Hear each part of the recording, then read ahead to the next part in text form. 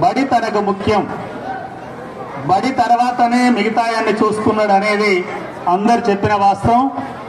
వారు అపాయింట్ అయింది కూడా వేలేరుపాడంటే చాలా లోపలికి, ఖమ్మం భద్రాచలం నుంచే చాలా దూరం ఉంటుంది. నేను కూడా పరిశీలించిన మండలాన్ని. అక్కడ అపాయింట్ అయి చివరిగా ప్రధానోపాధ్యాయులుగా ఇక్కడ ఉద్యోగ విరమణ చేస్తున్నారు. సెలవులు కూడా పెట్టుకోరని చెప్పి వాళ్ళ సహచరులు ఇప్పుడు మాట్లాడుతూ చెప్పారు. సమయానికి ముందే వచ్చి సమయం అయిపోయిన తర్వాత లేటుగా వెళ్తారని కూడా చెప్పారు. పిల్లల పట్ల చాలా మానవీయ దృక్పథంతో ఉంటారని చెప్పి అది ఇవాల్యుయేషన్ సెంటర్లో కూడా ఆ పద్ధతే పాటిస్తారని కూడా ఈ సందర్భంగా చెప్పారు. వీటన్నింటి కలుపుకుంటే ఒక నిండైన సంపూర్ణ మానవత్వం కలిగిన మనిషిగా రామచంద్ర గారు ఉన్నారు. వారిని మరొకసారి అభినందిస్తున్నాను. ఇదే సందర్భంలో విద్యార్థులు మీరు చాలా విషయాలు గమనించాలి. చెప్పే ఇప్పుడు మీకు ఉపయోగపడకపోవచ్చు, పరీక్షలో రాకపోవచ్చు, కానీ వింటే కొన్ని విషయాలు మీకు అర్థమవుతాయి. పోయిన సంవత్సరం మున్నేరు వాక్కు నీళ్లు ఎక్కువచ్చిన వాక్కు వరద బాగా వచ్చి పక్కెమట్టున్న గ్రామాలన్నీ ఖమ్మంలో చాలా ప్రాంతం మునిగిపోయింది. ఎందుకు మునిగిపోయింది? అది ఏ వానో గుర్తు తెచ్చుకోవాలి. మళ్ళీ అంటే అది పరిశీలించాలి. అది మీకు క్లౌడ్ బరస్ట్ అనేది మీకు సిలబస్లో రావచ్చు, రాకపోవచ్చు. ఈరోజు హిమాచల్ ప్రదేశ్, ఉత్తరాఖండ్, కాశ్మీర్లో వరదలు ఎట్లా వస్తున్నాయి, ఎట్లా కొండ చర్యలు విరిగిపడుతున్నాయో టీవీలలో చూస్తూ ఉంటారు. హైదరాబాద్లో మొన్ననే 2 మురికాల్లో పడి కొట్టపోయిన సందర్భం ఇంత దొరకలే. ఎందుకు ఇలా వర్షాల్లో తేడా వచ్చింది? ఇది గమనంలో పెట్టుకోవాలి విద్యార్థులుగా. మీ తరం ఏం చేయాలి, భవిష్యత్ సవాళ్ళు ఏవేస్తున్నాయి, ఆ సవాళ్లకు మీరు ఎలా తయారు కావాలనేది నిజమైన చదువు. ఇక పెద్దలందరం మనం, ఎందుకంటే నేను చెప్పే మాటలలో రామచంద్ర గారి యొక్క ఆశయం ఏంటో అదే అంశాలు నేను ఇక్కడ మీ ముందు వస్తున్నాను. జన విజ్ఞాన వేదిక బాధ్యులు చెప్పారు, శాస్త్రీయంగా ఆలోచించాలి, విషయాన్ని విశ్లేషణ చేయాలి, విషయం ప్రకారం దాన్ని పరిష్కరించే పద్ధతులను కనుక్కోవాలి, ముందుకెళ్ళాలి మనిషి అన్నవాడు. అది వారు కోరుకున్నది. కాబట్టి ఈ సందర్భంగా అందరం వారు ప్రధానోపాధ్యాయులుగా ఉద్యోగ విరమణ చేస్తున్నారు. చాలా మంది టీచర్లుగా పనిచేసే వాళ్ళు ఉన్నారు, పనిచేసి రిటైర్ అయిన వాళ్ళు ఉన్నారు. ఎక్కువ వాళ్ళే వస్తారు టీచర్ రిటైర్మెంట్ అన్నప్పుడు. కాబట్టి ఈనాటి చదువులు ఎలా ఉన్నాయి? ఇప్పుడే చాలా మంది నోట్ల నుంచి ఏమొస్తుందంటే ప్రభుత్వ పాఠశాల అనగానే పేదోళ్ళ పాఠశాల, బడుగుల పాఠశాల,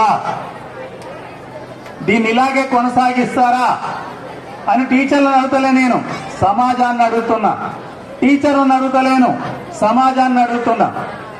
ఎందుకంటే ప్రభుత్వ పాఠశాల బడుగుల పాఠశాల కాదు, ఇది అందరి పాఠశాల.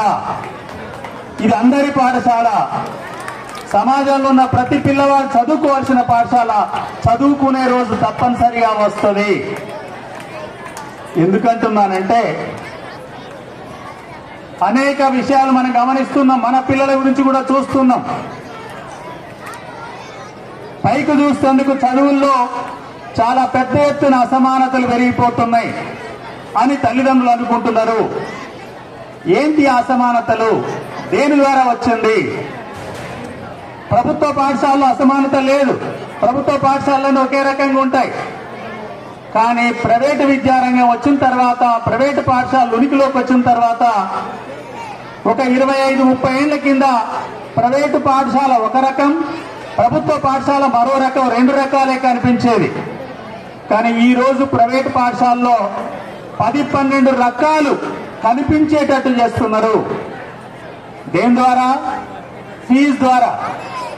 ఇటువంటి మరిపెడలో ఏదైనా మారుమూలలో స్లమ్ ఏరియాలో ఒక బడి ఉంటే సంవత్సరానికి 30,000 చదువు చెప్పే బడి ఉంది, 50,000 చదువు చెప్పే బడి ఉంది. ఖమ్మం నగరానికి పోతే 2 లక్షల చదువు చెప్పే బళ్ళు ఉన్నాయి. హైదరాబాద్ నగరానికి పోతే 7 లక్షలు ఎల్కేజీకి తీసుకుంటున్న బళ్ళు ఉన్నాయి.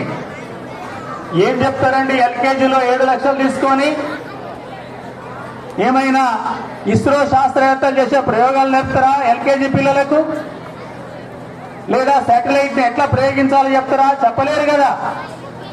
ఎక్కడైనా ఎల్కేజీ అంటే ఇంగ్లీష్ మీడియం అయినా తెలుగు చెప్పాల్సి వస్తే ఇంగ్లీష్ ఏబిసిడీలు చెప్పాల్సిందే, తెలుగు అమ్మాలు చెప్పాల్సిందే. అమ్మ, ఆవు, గేదె, యాపిల్, క్యాట్, మ్యాట్ ఈ పదాలు చెప్పాల్సిందే తప్ప ఇంతకు మించి ఎక్కడ ఉండదు. కానీ 7 లక్షలు ఏసీ రూము, ఇది అసమానత. ఏమనుకుంటారా పిల్లలు? ప్రభుత్వ బడికి ఈనాడు ఆర్థికంగా ఇబ్బంది పడుతున్నా కొంతమంది తల్లిదండ్రులు పంపించాలంటే నామూషిగా ఫీల్ అవుతున్నారు. పక్కోళ్ళు అడుగుతున్నారు ఎందుకు ప్రభుత్వ బడికి పంపిస్తున్నారని.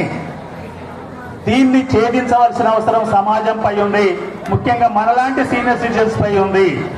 ఇది కర్తవ్యంగా తీసుకోవాల్సిన అవసరం ఉంది. మరి పోనీ డబ్బులు ఎక్కువ పెట్ట చదువు ఎక్కువ ఉందా అంటే వాస్తవంగా అది లేదు. ఎక్కడ కూడా చదువు అదే. కాస్త శ్రద్ధ పెట్టి చదువుకున్న పిల్లలే ఎక్కడైనా చదువుకుంటున్నారు. నాకు చాలా సంతోషం అనిపించింది ఏంటంటే రామచంద్ర గారు తమ పిల్లల్ని ప్రభుత్వ స్కూళ్ళలోనే చదివించి నేడు అమెరికాలో క్లౌడ్ బర్స్ట్ మీద సాఫ్ట్వేర్లో మంచి సాఫ్ట్వేర్లో పెద్ద ఉద్యోగం చేస్తున్న స్థితి ఉంది. అంటే ప్రభుత్వ స్కూళ్లలో తక్కువ విద్య ఉండదు. ఒక్క మాట మీరు గమనించండి. పోయిన సంవత్సరం 10,000 మంది టీచర్లు కొత్తగా నియమించారు. టీచర్ల నియామకానికి ఎంతమంది పరీక్ష రాస్తారండి? దాదాపు 5.5 లక్షల మంది పరీక్ష రాశారు. 5.5 లక్షల మందిలో 10,000 మంది మెడికల్ లాంటి వాళ్ళు సెలెక్ట్ చేశారు. మరి 7 లక్షల ఫీజు తీసుకునే ప్రైవేట్ స్కూల్ కూడా ఇటువంటి టీచర్లు లభించరు. వీళ్ళ తర్వాత మిగిలిపోయిన వాళ్ళే అక్కడ టీచర్లుగా వెళ్తారు. మంచి టీచర్ వచ్చినాక చదివేందుకు తక్కువ వస్తుంది అనేది, ఇది ఏం చేయాలనేది ప్రభుత్వం ఆలోచించాలి, సమాజం ఆలోచించాలి, తల్లిదండ్రులు ఆలోచించాలి. అప్పుడు ప్రభుత్వ బడి ముందుకెళ్తుంది. ప్రభుత్వ బడి అంటేనే నిజమైన బడి, అందరికీ చదివించే బడి, నిజమైన జీవితాన్ని నేర్పే బడి.